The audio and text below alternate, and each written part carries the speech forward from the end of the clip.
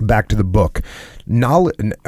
Before I go back to the book, he's going to talk about how important it is to understand the battlefield and the terrain. Here we go. Knowledge of the country is to a general what a rifle is to an infantryman, and what the rules of arithmetic are to a geometrician.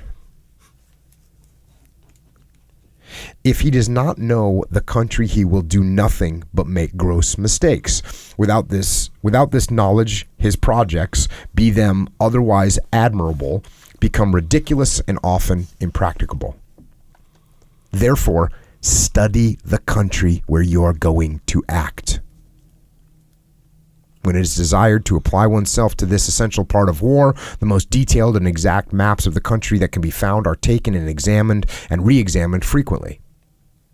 If it is not in time of war, the places are visited, camps are chosen, roads are examined, the mayors of the villages, the butchers, and the farmers are talked to. One becomes familiar with the footpaths and the depth of the wood, their nature and the depth of the rivers, their practicable marshes, and those which are not.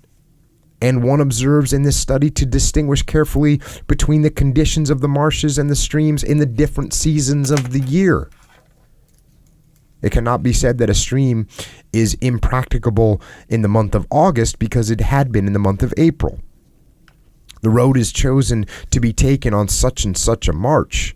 The number of columns in which the march can be made, and all the strong camping places found on the route are examined to see if they can be used. Gather your intel. Gather your intel.